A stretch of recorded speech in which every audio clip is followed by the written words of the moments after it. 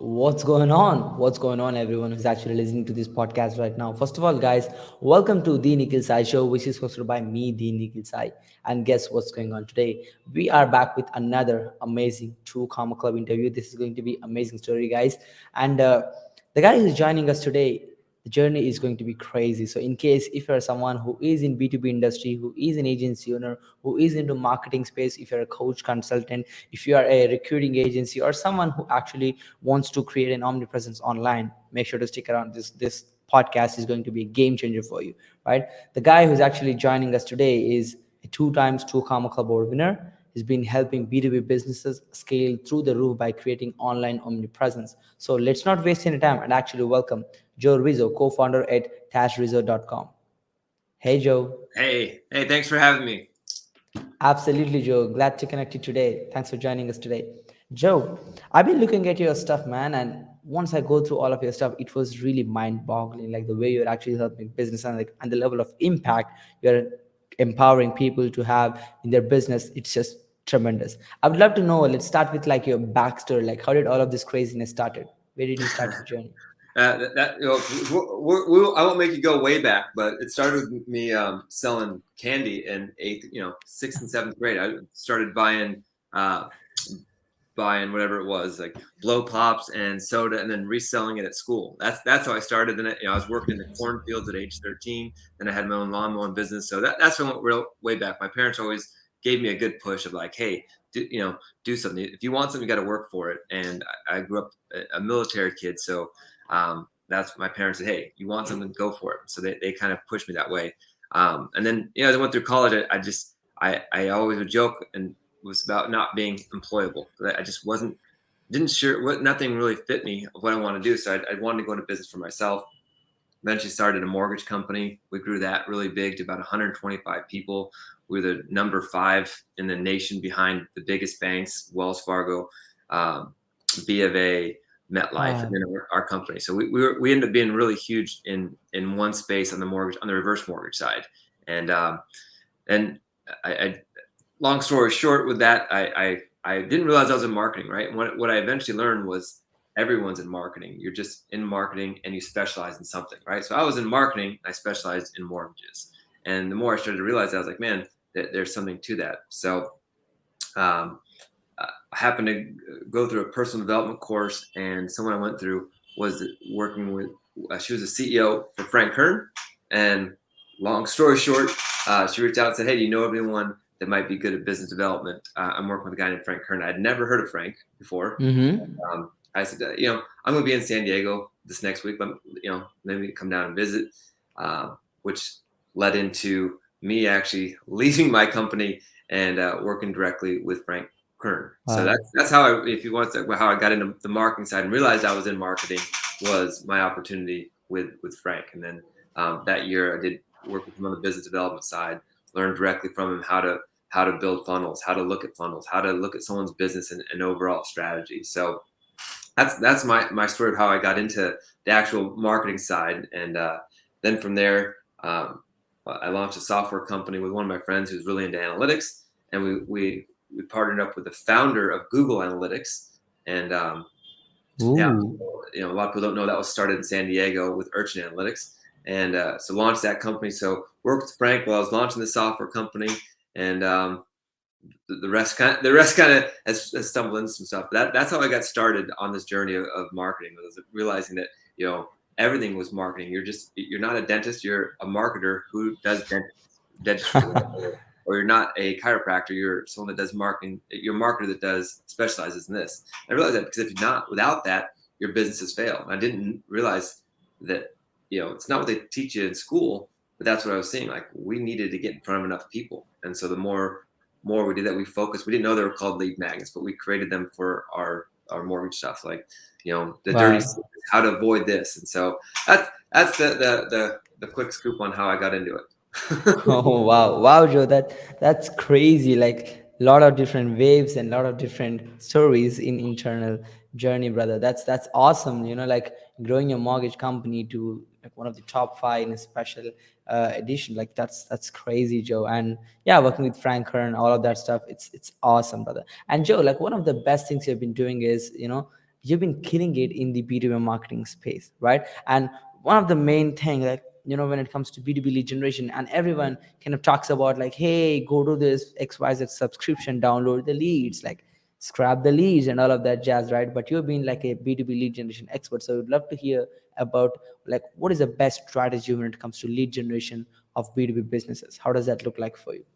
That's a great question. I think a big part of it when I got into the B2B side, my part of the time was working with recruiters, right? We're in the business space, and then they work in the B2B space, right? Recruiters are going after CEOs, and so really it was the reverse engineering of who do we need to speak to, who do we need to have the conversations with, and in 2018 we were looking at, and it's great. Facebook is great. Yes, there's 2 billion people, but we don't need all 2 billion. What we need to do on the B2B side was go after people on LinkedIn, right? Like that's where we realized that was kind of our blue ocean was, hey, everyone was going Facebook and Google and and Instagram and all that, and I still use that. However, getting the start was going through on LinkedIn, researching that, and finding who are the top people we need to speak with, and how do we start having conversations with that. So the way we got into it in the beginning was we were a pay performance. I was like, look, I'm confident we can do this, but I want to make an offer so good that we make sure that we can get a win first. So we were pay performance. We'd partner up with people and we'd say, look, pay us once we get results. Pay us a small fee, and then we'll partner with you on the results. And that's how we got into it. Was the strategy was finding the right people to talk to and then meeting them where they were. And I know a lot of people talk about it, whether you're using tools to find people. Sales Navigator is a great way to find those leaders on LinkedIn, and then reaching out and starting a conversation, right? And figuring out what's the best, because if you're not careful, you fall into the friend zone or you get the ignored zone on LinkedIn, and 10 follow-ups, nothing. If you're too Yeah. direct, you come across as pitchy on LinkedIn. So it's a matter of finding that right method and messaging that's enough direct that you're reaching out to CEO that doesn't want to hear your whole life story of who you've done, but hey, can we talk? Can we have a conversation? This is going to make sense. So I have found that one of the best places to start has been LinkedIn, then taking it off of the LinkedIn platform and using the multi-touch point retargeting from email to Facebook to Google to be everywhere to the point where they can't ignore you. Absolutely, Joe. That is a killer answer, by the way. So yeah, like I think a lot of B2B business owners should realize, like if you're going around B2B specialized, like you should be focusing on LinkedIn because it's like that core blue ocean as you have just discussed. That's Yeah. really awesome, brother. And the way you mentioned, like everyone is having that 23 message sequences just to build that relationship, and now you're saying, hey, don't waste your time, just go and give them a paper performance option. If they're a good fit, they will reply you back, right? Simple as that. Awesome, Joe. Yeah, That's you have that's to have, really you have to have an offer that's good enough that's going to catch their attention, right? If you haven't had results, then you shouldn't speak like you can get results. I have to go like, look, it's okay to figure out what you're going to be good at and what you can do. Once we figured out, we were offering everything: copywriting, websites, landing pages, funnels, and we realized what they needed was one thing. So you want to niche down, but you want to figure out what you're good at before you niche down, or also figure out what's going to get the client results and what matters, right? A lot of true. people say, "Oh, sell them what they want," but then deliver them what they need. But also, if you don't do that, you're going to have it's going to be incongruent, and they're going to feel left out. They have an expectation. So if you're like, "Oh, sell them what you want, then deliver what they need," the problem with that is this is what they wanted over here. So you got to find a way Yeah. to help them understand. Hey, I know you want this, but this is what it sounds like you need, and help them understand that and have it be congruent. Otherwise, you won't be aligned, and they'll be disappointed. Even if you deliver them phenomenal results, they will be disappointed, especially on the business to business side. True, Joe. Yeah, I think this is something a lot of agency owners especially needs to understand, that you need to not sell just one part of the solution. You need to optimize the entire solution for what you're trying to offer them. That's awesome, Joe. Let's get to the next question, brother. Sure. You've been partnering up with Google Analytics CEOs, and you have built your own SaaS, which specializes in analytics and stuff like that, right? So we'd love to know more about, like, while you're marketing, right, as a B2B, while you're being like an agency and helping businesses to market and all of that jazz, right? Like how, like what do you think, like the importance of analytics come in place? Like how important analytics is when it comes to marketing? So I think everyone has analytics, whether they know it or not, right? We have how many outreaches are we doing? And so I feel like the only, I'm stealing this from somebody else. The only thing that if we track something, then we can improve it. If we don't track it, there's no way to improve it. So analytics, whether it's website analytics, whether it's analytics for your company, whether it's analytics for your clients, if we don't measure anything, then we don't know what we've improved, right? And so what I found is for those that want to scale and grow, and people always say, I want to scale, I want to scale. Well, what are your numbers? How many phone calls are you making? How many outbounds are you making? What do your ads look like?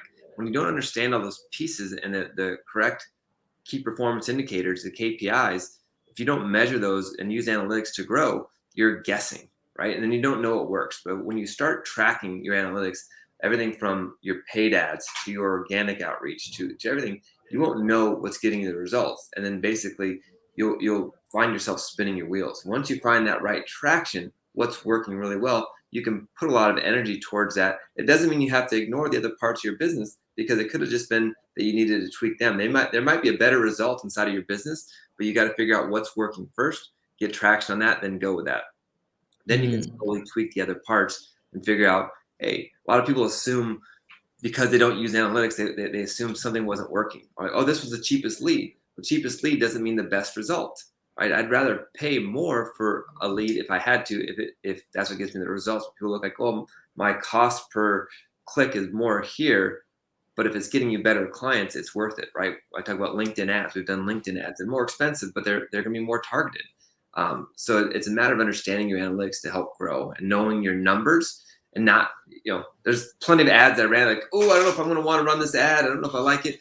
But when you look at the numbers, then you can make that decision, right? Like that's when I know, hey, I'll take the emotion out, let the numbers do the talking, let the clients do the talking, and then let the numbers tell you, okay, this was a good decision, this isn't, right? And we take away the emotional attachment to this ad is going to be phenomenal. I know it's going to crush it. And, no, we just got to keep going. And so people get emotionally attached as opposed to using the analytics to help them make that decision. Yeah. True, Joe. Like I think a lot of media buyers can relate to this. They have this gut feeling of like, hey, this ad's gonna work, and they just keep on pushing and adding more budget, even if that's performing low.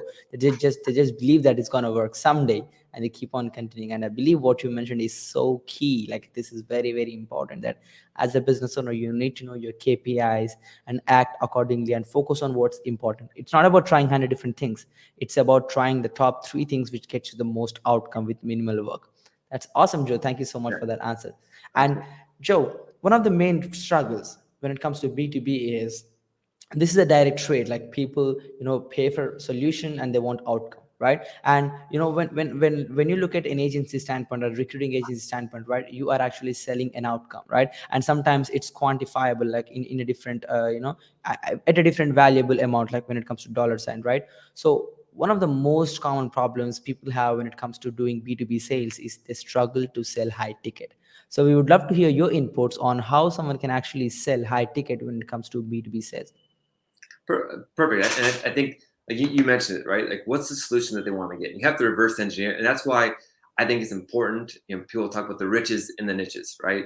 And if, we worked with recruiters, and in the beginning, I didn't know anything about them. So I spent money, time, understanding what are their problems, what are their concerns. Then I also realized that they had a high ticket on their end, right? So I had to help them understand they're a high ticket. They weren't looking at the commissions as high ticket. They're just like, hey, this is what it is, right? So understanding what the ultimate end goal for your client is so big when you're selling high ticket. And a lot of people just say, well, just raise your prices, and that's how you sell high ticket. Just raise your prices. But it's really understanding not just the value in what you know, but also what's that going to provide to them, right? So when we take a look at it, it's like, okay, for our clients, it was having a system in place, but really ultimately what they wanted was to have clients, right? They didn't care about having a system in place. We care as marketers, like I'm going to put in automation, text messages, landing pages, and Zapier, whatever, all the different stuff. And we get excited about that. But then what happens is they get attached to that side too. And they're like, well, I thought I was going to have all this. Really what they wanted was the solution of getting more clients, right? So when you True. understand what it is they want, and if you can deliver that, then you don't have to tell them how. You just help them understand there's going to be a transformation. I'm going to put the pieces in place that are going to help you get that.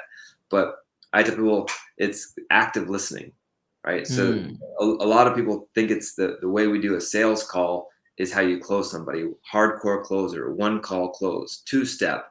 Do you need a setter? All those different pieces. Those become less important than the fact of, did you actively listen, or are you listening to sell, right? If you're listening to Hmm. understand the person on the other side, you have a better chance of helping close them because you understand their needs and they can be a good client, right? A lot of Wow. people would come to us. I watch your stuff. I'm ready to go. I'm ready to be a client. Like, whoa, whoa, whoa. We don't even know if you're going to be a good client. And it really is pulling it back because oftentimes those clients that didn't really listen to the conversation didn't end up really being indoctrinated. And so then they're like, oh, I thought it was going to be this because I watched a video or I watched a testimonial.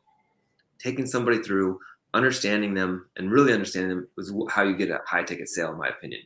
Understand them, listening to understand, not listening to respond. Yeah, absolutely, Joe.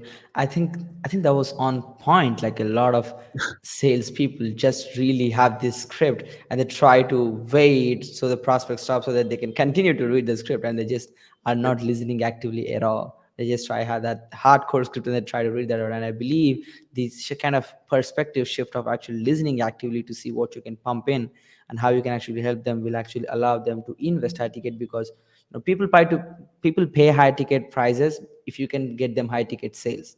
Simple as that, right? Yep. You get what you paid for. That's awesome, Joe. So they should package something which can make them good outcome. And Joe, let's get to this next question. We already kind of rounded this around, but I would love to know more in detail, like how a B2B business owner, like someone who's going around B2B space, trying to get more projects in, clients in, how they can use LinkedIn, especially on leveraging B2B sales organically as we speak. Yeah. So LinkedIn right now still has huge opportunity. I will say it's changing. I mean, from 2018 to now, it's changing. They've gotten more strict. They put some new rules in place with how you can outreach. And so there are some different methods and techniques and tactics that Mm-hmm. people can use, which are great. But one of the most important thing is being active, right? So if you're on LinkedIn, it's LinkedIn looks at it right now is are you just using some automation tool to auto spam people, or are you connecting? Are you going in and actually engaging on the platform? They're starting to Hmm. use their own AI to determine how active somebody is. So no, it doesn't mean you need it. It's just like anything. You need to understand the platform. So going in, liking other people's stuff, commenting, being an active user on LinkedIn. So when people start to look at you, they look at you as a thought leader. LinkedIn is different than all the other platforms in that they're on there for business. So when they see you actively participating on the platform, you're not just commenting to comment, but you become a thought leader. And all of a sudden, someone can look you up and they can see, wow, this person actually is adding value in other places. It doesn't mean you have to spend hours and hours on there, but you need to be active on there. You need to be looking at your ideal clients' profiles, commenting on their stuff, and spending some time on there. And then also content right now, it is organically still one of the best places. You can get picked up so fast because only less than 5% of people are putting out content consistently. Now, more and more people are Hmm. starting to use it, but consistently, LinkedIn said less than 5% of users do it consistently week in, week out. So you have an opportunity to be above everybody else from a content standpoint, but people just don't put enough Wow. time in to get results. So that's how you can stand out right now is get active on LinkedIn, start publishing on LinkedIn, start reaching out with those decision makers and building those relationships so they start to see you and you start to pop up more and more. Absolutely, Joe. I think that was definitely a killer answer for a lot of B2B business owners who are trying to generate or scale their business using LinkedIn. Joe, thank you so much for giving those golden nuggets away. And Joe, you've been scaling your, mortgage company and other companies to the roof, like you're a 2x2 Comma Club owner right now, and you have had this experience of scaling businesses to over 8 figures. So, like when you're scaling your business from this multi 6 figure level to 8 figure levels, like that's a different transformation when it comes to your personality and the character traits. And even when it comes to the business, you need to have these A players coming in, right, in your business who take the leadership position. So we would love to know more about like how was the journey of actually scaling your own business to over 8 figures. Can you give us some inputs on that? Absolutely. So I think one of the things I've learned is I don't know everything, right? That's the biggest lesson is like, when you think you've arrived, you haven't, right? You've never arrived, whether it's a 7 figure, 8 figure business and, having a $2 million launch in a week sounds phenomenal, sexy, but then it's like, what's next, right?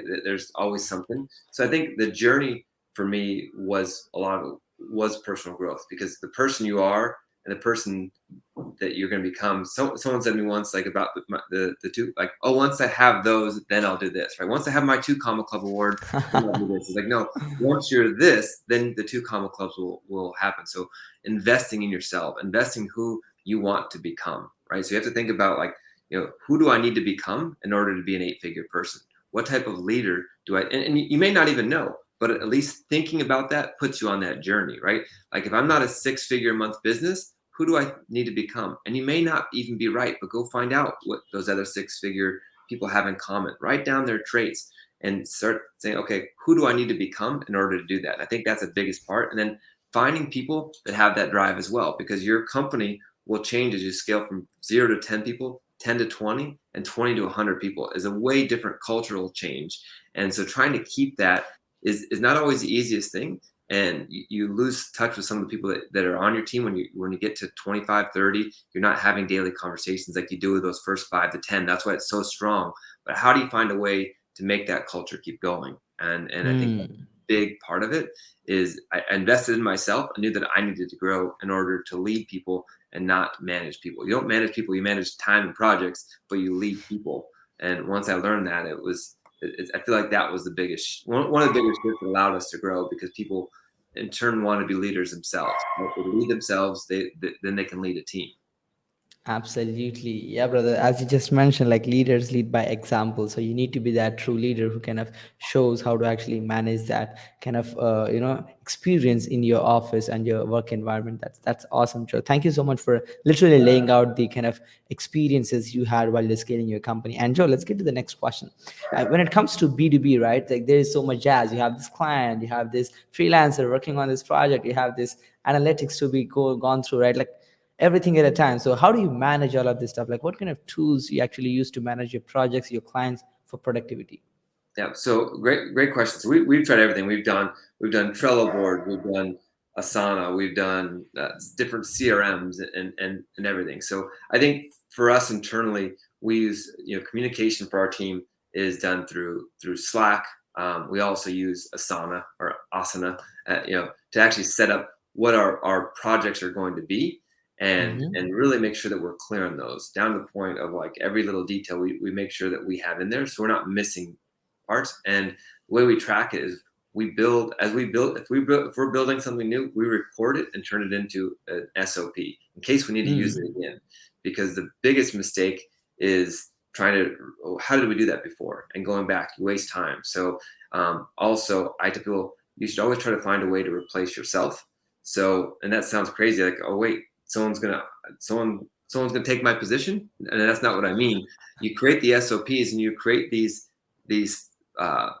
procedures to make sure that as we grow, now you can potentially become the leader and teach other people. Yeah. That's why we create that. So using SOPs, using stuff like Slack and Asana, and then we're using tools like Go High Level and ClickFunnels, right? We use ClickFunnels on the front. We're using Go High Level for our CRM on the backside. That allows us to use that for client communication, for emails, text messages, and all those different pieces. So those are, I mean, we use probably other tools as well, like Zapier, but those are, for growing it, I would say Asana and Slack are really big for us to having that communication. We use WhatsApp a little bit as well. We make sure that, hey, in case those are down, we have our backup of WhatsApp. So my team is not all in the US, they have teams in South America, across the seas, that we can all stay in touch just in case those tools go down.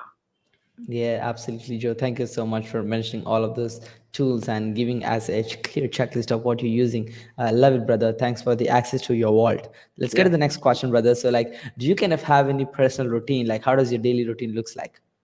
Ooh, my routine definitely. And this is a good question, because I've heard people say, well, don't get married to it, but because then, like, if it doesn't happen, how thrown off are you? I did try not to let it allow you to be thrown off. So for me, my routine is, I'm awake 5:30, and then that's my me time. I no longer check my phone or anything between 5:30 and 8:30, right? That's my me time. Uh, I'm doing either personal development, meditation, prayer. I kind of have my standard in the morning, and sometimes it's a little bit different order, but it's not touching any of that in the morning as I'm going through that. And that's a big part for me, is getting up, starting that, and not rushing into allowing myself to see what problems are there. I get really clear and intentional on my day before my day starts. So I start my day really the night before by making sure that I have everything set up that I need to the day before. So I don't go to bed thinking, what do I have to do? I'm able to write that down, clear it out. I learned it early on. It's called posting and planning. You post what you did, and then you plan for the next day. So when you wake up in the morning, you're pretty clear, and then you don't just get pulled into your phone. What do I need to do? What are the fires I got to put out? Those are going to happen no matter what, right? As a business owner, especially as you grow, there's going to be fires that you have to put out. But if you don't plan your day, it'll plan you. And next thing you know, you'll have gone a whole day and go like, what did I get done today? Right. So my most important part is getting my me stuff done, making the bed, getting my wins early on in the morning, and I get my kids to school. Right. I make sure I spend time with my family. I've got 3 kids and my wife. So we make sure that we get their kids out the door and they're able to start their day, not in a chaotic rush. And then after they're all done and gone, then I start, the rest of the business day for me from that point on, and have it all planned out, chunked out, time frames for me, time frames for work, and thinking time. Every day I've got thinking time scheduled on my calendar to make sure that I've got an hour dedicated to problems I might not have thought about that I need to solve. And I dedicate an hour every single day, at least, if not more, but at least an hour every single day for thinking time, where I'm thinking about problems that I have to deal with or maybe haven't thought of yet. Wow, that's tremendous, Joe. Thank you so much for giving that away. And especially when you're B2B, like you always have a different thing crumbling down every day. You have 20 people message you, right? And if you wake up and the first thing you do is check your laptop or your email or your phone, your day is gone. Like you just keep on rolling on the same thing over and over. I really love the way you actually kind of structure your day, brother. That's tremendous. I think a lot of people, especially who are in B2B space, should actually follow this instructions. So brother, you've been into business from long time, right? So if there's an option for you to go and talk to your 20-year-old you or someone who's just getting started, what will be your number one suggestion for them? What would you suggest them? I think if I had to go back and look at my 20-year-olds, I would say stop caring so much what other people think, right? And part of that doesn't mean don't care about people, but I didn't realize it. If I went back and looked at myself, like, what is everyone going to think as I'm starting a business, right? Like I looked at everything, looked around, and it's one thing to have mentors. That's why it's so important to have mentors, and would have jumped into finding a mentor sooner. It's one thing I tell myself, find a mentor, because they're going to help you when other people don't believe in you, right? And finding someone that's done it so you can see it, finding that mentor, and really worrying less about what other people think, and really just standing in conviction of your actions, right? Like as long as you're doing the best you can and the best for people, then there's going to be mistakes that happen, but worrying less about what people think about those, right? Do I look silly? Am I doing a Facebook Live? Do I look dumb the way I'm holding it? Who cares? Just get started. And I had that. Like I had 40 videos before I did my first Facebook Live, and it was like, oh my goodness. I did 200 plus webinars because that was my way of getting over my camera shyness, right? Like I didn't know how to get over that side. And so just taking action, taking it fast, and the faster you go, the faster you'll get the feedback and results of what you need. Absolutely, Joe. Fail fast, fail forward, brother. That was really amazing, amazing. Thank you so much. And I believe like everyone like who is getting started as an entrepreneur, like when they're in college or when they're young in the business, they look around them and they're like, oh my God, like am I the only weird person trying to do this? Like, and they have this fear of judgment, right? So I think everyone needs to get out of that situations and be bold at what they do and believe in the courage. Absolutely, brother. Let's get to the next question, brother. Your last biggest achievement so far and any next bigger goals. My biggest achievement, I got to be perfectly honest, has been my family. Like I've got my kids, right? I've got 3 great kids. I'm married to an amazing wife, and like, man, I look at it as like they're an accomplishment, right? And it's just to see how they are as humans and how they're growing. It's awesome, and I get they're doing it, but like seeing how they're growing is awesome. So being an example to them has been huge. I've been lucky. I've failed at a lot of things, but like I was able to move away from home at 15 and go play hockey with another family. But in business, I think some of the biggest successes I've had has been the results of our clients. Right? When we stopped focusing on what we're doing and we started focusing on our clients, having clients have their best years ever during a pandemic was phenomenal. Right? Like we were able to help somebody that was potentially in retirement. They needed money for retirement. We helped double the size of their business. Like that was huge. Wow. Like, those results are the ones like I want to see who I can help be even bigger than us. Like that's my next big goal. And I did learn that enough early on. That's like, hey, the more people you help, the more you'll receive. but stop looking at it from the standpoint of what can I get from that? Like, I'll just help people because I'm gonna get more.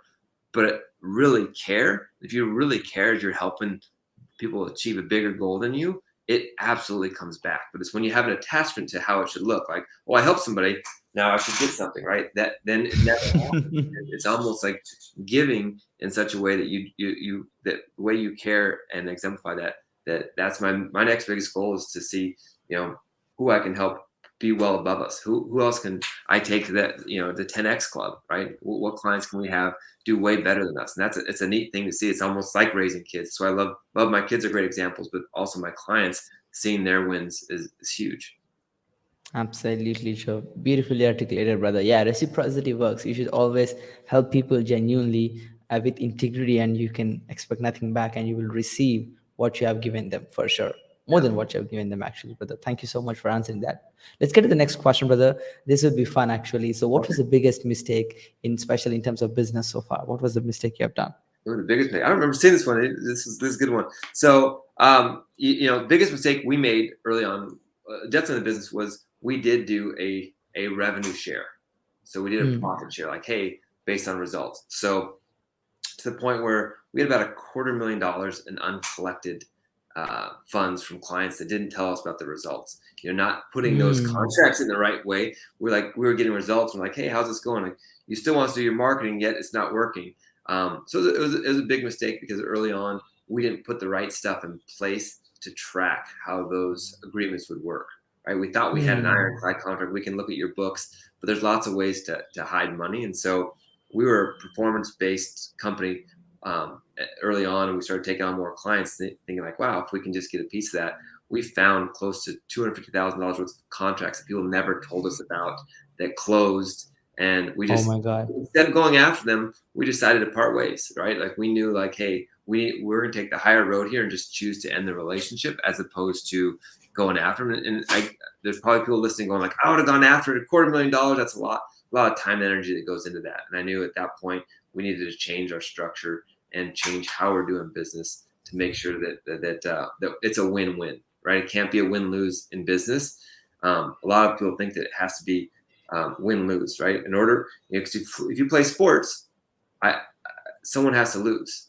But in business, you actually get a win-win. When you make that win-win, it's phenomenal. Then everyone becomes happy. But so many people think because they either came from sports, in order to win, somebody else has to lose. And so that was one of the biggest mistakes we made was not putting together the right contract or trying that and not having the right resources in place to really keep us going when we really needed that extra 250,000 at that point. Yeah, true, Joe. I think a lot of B2B business owners can relate that, right? Like a lot of people kind of do this agreements on revenue share, commission, and all of that jazz, but they never have the access on what's going on inside the business. And I believe, like genuinely speaking, I believe the actual client is the one who's missing the opportunity to continue this relationship while they're making profits with you, right? Uh, Right. Fingers crossed for them. Yeah, but Yeah. let's get to the next question, brother. Yeah, your main inspiration for success and keep people involved in your journey. So gosh, inspiration. I feel like I'm inspired again by those around that I keep looking at that are more successful. Like I used to put a lot of emphasis on like, oh, my kids are my reason why, and someone told me like, don't let that be a reason why. Let it be something internally for you. And for me now, it's the example I can be, right? Like, because motivation dies off, but inspiration is something that keeps you going. And so, it was neat getting to hear at Funnel Hacking Live. Got to hear Tony Robbins talk, and people talk about having something and being the best version of yourself and seeing other people. And I think because I'm married, I'm involved with my spouse. I think that's very important. If you don't have buy-in from other people, when you need it, when that support's needed, it falls away. So I have coaches as well. So those coaches help me. The people around me, I try to have my 5. I've got a mastermind that I belong to that we help each other, because there's times when things are down that you got to fall into the business. Don't become a whiner. You look for a solution, but that's it. So having that inspiration to keep going, because it doesn't matter. You have bigger problems, bigger money oftentimes means bigger problems. So having those resources around to stay inspired, to keep getting you up. And to me, it's just to continue to be that best example for my kids, so they go after their dreams and go Mhm. after it. But they're part of my reason. But I'm not building this money so they don't do anything. I'm building, my businesses so they see what can be done. Absolutely, to open the perspective, absolutely, brother. And as you just mentioned, like the problems never get smaller; you get stronger, so that you can actually see the problems, a little Nice. smaller as you grow. Right? Awesome, awesome, Joe. Let's get to the next. Oh my God, this is amazing, brother. Joe, like what a goal valuable session, brother. You can have really explained a lot of information about particularly talking like B2B businesses and lead generation, all of that jazz. So like, how can someone who actually listen to this podcast can get your mentorship? Like, do you have any options? Where can our audience find you mentoring? Absolutely. So, they can go to my site, tashrizzo.com, and there's information there. And also from there we have our groups. Just to open up another one, depending on, we have B2B Marketing Mastery, which one of our Facebook groups, and then also Coaching and Agency Mastery, because I believe that there's if you're a coach and you're an agency, there's different things versus just B2B, right? That you need to have along the way. But if you go to tashrizzo.com, you can go there, and we have a lot of the resources. We have resources on our YouTube channel as well under Tash Rizzo, where there's a lot of free information. I always feel like do your research, right? Make sure that there's enough free information out there. It's finding connecting with somebody that's going to connect with you, right? So whether they look at me as a mentor or find a way to get some of the free information that's out there, I believe there's enough information that we provide that's out there. What we do is we provide the guidance and mentorships to make sure you hit those goals.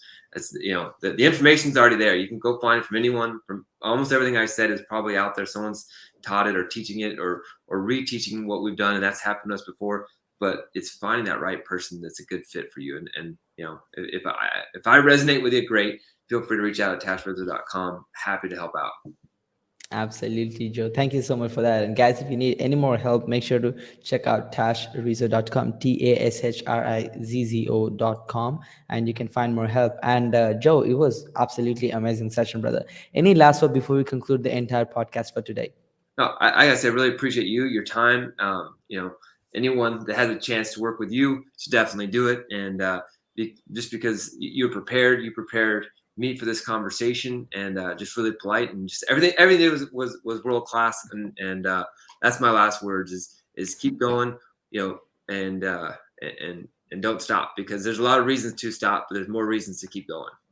Yeah, absolutely, brother. There is always that light in the end of the tunnel. It's just about constantly keep moving. And Joe, that was so kind, brother. Thank you so much for inspiring us on this podcast today. Again, Joe, thank you so much for this amazing opportunity, brother. It was really great having you on today, and the kind of value you dropped here on this podcast was tremendous. And I hope guys who actually listen to this podcast, like Joe, literally nailed down, in a step-by-step way on how he have went from actually trying to sell candies to actually growing business to over 8 figures, which is just nuts, guys. So make sure to re-listen to this, note down all of the stuff, take notes. Don't let this podcast be another consuming content which you do usually. Make this as an implementable action step. So after this podcast, go and implement. If you need any more help, make sure to reach out to Joe at tashrizzo.com, and stay tuned for the next interview, guys. This is me, the Nikhil Sai, and Joe Rizzo signing off for today. Peace.